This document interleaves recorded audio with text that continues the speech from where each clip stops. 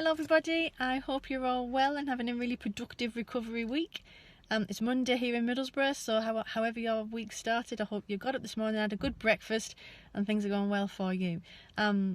Today's brief chat is breaking routine and ritual. I think we're about number 5 or 6, I can't remember, but I'm going to quickly go through with you some of the ways in which I made it so that I can stop weighing myself. Stopping weighing myself was a massive milestone and a huge shift in my recovery the minute I managed to get over that hurdle. So I do think it's been a real biggie for me, this one. And put it into context, I suppose, before we go any further, I used to weigh myself all the time. It started off when I first started, I suppose, on the eating disorder illness journey, where it was, on a morning, and then it was on a morning and a night, and then it was on a morning and a night but totally naked, and then it was 2-3 times a day, and then it was after every meal I'd eaten, before meals, after meals, you name it. I was weighing myself constantly. I would rock up to my parents' house for just for a visit, and because I knew they had scales, I'd go into the bathroom, lock the door, and I'd strip naked in my mum and dad's bathroom and weigh myself there. I remember sneaking around people's houses when I've stopped over there on an evening and, trying to find a set of scales if they had spare bathrooms or whatever, and then just creeping back, weighing myself and then putting them back again. I did a calculation at one point of how much weight middle of the day weight was more than beginning of the day weight, so I could then equate for that when I was weighing myself. It got absolutely ridiculous. It was all encompassing. It was everything I thought about, everything I wanted to do was about that number on those scales. And it was a really peculiar one where it sat up here for me, because I knew when I entered recovery, well, the first time I went, it wasn't really proper recovery, but when I went through that process, it was about gaining weight for the ward. So got weighed twice a week on the ward, and it had to be anything between half and a full kilo on. I mean, it's bullshit when you think about it, isn't it? But anyway, and if you didn't put half to a full kilo on by the end of the week, it was then, you had difficult conversations to have with people. And you'd go away, you'd have home leave, and you'd lose or you'd gain even more. And if you gained more, it was almost as much of a telling off as if you didn't gain enough, because, were you rushing your plan? And anyway, we'll talk about that another time. But when I really, really committed to recovery in January 2019, I knew that stopping weighing myself was going to be a great big deal and a massive one for me to get over. So how did I do it? Well, firstly, I didn't. It's going to sound a bit of a strange one. And when I mean by I didn't, I mean I couldn't find it in the strength within me to do it by myself. So I'd spoken a lot with my care team about this. I'd spoken a lot with my family at home, and it was the one thing so far that I think I had to go all in or nothing. So there was no gradual lead up to this. There was no one day here and one day there approach. I know for quite a lot of people that works, picking a couple of days to start off with and trying to build it up. But for me, I knew this was going to be all in or nothing. So what I had to do is I spoke to my husband one day, and I just said to him, I said, can you do me a favour? One day this week, can you hide all the scales?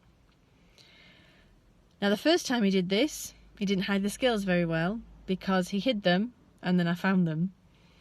And I didn't tell him I found them. I used to get them out, weigh myself and put them away again.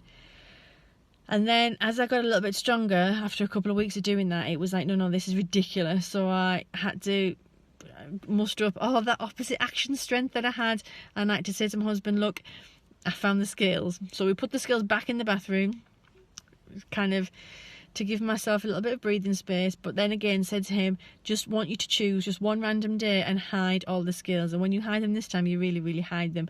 I actually think he probably binned them, because I have never found them since. There was a couple of things in that. Firstly, I couldn't do it by myself. Then there's no shame in admitting in recovery when you desperately need someone else to do something for you. So firstly, I couldn't do it myself, so I had to get him to do it for me. I had to get absolute practical support and someone else to take that out of my hands. Secondly, I needed to make it any random day so that then I wasn't building up to it.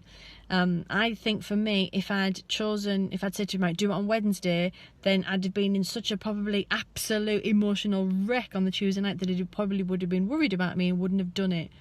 So firstly, I had to get actual proper practical support. Someone had to do this for me.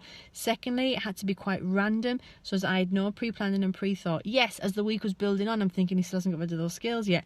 I was starting to get a little bit anxious, but on the morning when I woke up and they weren't there, it went into anorexic spin crazy. You know, bathroom floor job, sobbing my heart out, palpitations for that week was just unreal. But as the days went on, and the week progressed, that first week, and then into the second week, it became less and less and less. What I was doing then, though, as I was still like going around other people's houses and like weighing myself in the middle of the day. Now I couldn't tell them not to hide their skills, so that was a thing I had to then do myself. I had to tell myself that I've cracked it at home, you've managed to do it at home, so you don't need to do it during the day. And that was opposite actions. That was going into a friend's loo, having a wee, noticing they've got the skills, but just running out there quick before I could do anything. And you know what? It didn't actually take that long before I didn't need it anymore. And it didn't take that long before I suddenly realised, actually, that one behaviour, not weighing those, suddenly something up here clicked about being less bothered about having to track those numbers, being less bothered about what that number means. That number then also kind of came, because I didn't know the number, then I didn't know the gains and the minuses. So actually, I could start eating just when I was hungry, because it wasn't about, oh, well, if I eat X, then I'll put on X or I will lose X. It was about, oh, well, I'm a bit hungry, I better eat. And there's no weight going on. Now, I'm obviously in community care now, and a lot of people in community care, they still get weighed, but I've asked not to. And my team have agreed. So they've said that I took control of it and said, no, I don't want to be weighed. I never want to be weighed again. I've signed a little disclosure that sort of says, a disclaimer, that says, if they think I'm getting really poorly again, which I'm not going to, just put that in there. But if they think that for some reason, from a real health point of view, I need weighing, then they've put a disclosure there to say that they would have to insist. But at the moment, I'm not getting weighed at all. And I couldn't care less now. But the only reason why I couldn't care less now is because I had to go through the pain and the opposite actions and the repeating the challenge, and I had to just know deep down that this break in this one behaviour was going to be the gateway to an awful lot of other freedoms, and it really, really is. So please, please, please, actual proper practical support. Get someone just to ditch the scales. Secondly, then make yourself really think about food freedom and eating when you're hungry, rather than worrying about the numbers on those scales. I'm making that sound really simplistic. It was hell on earth the first few weeks when it happened, but it's like everything, it passes. You ride the wave, whoo, and it disappears eventually if you commit. Take care, everyone. See you soon.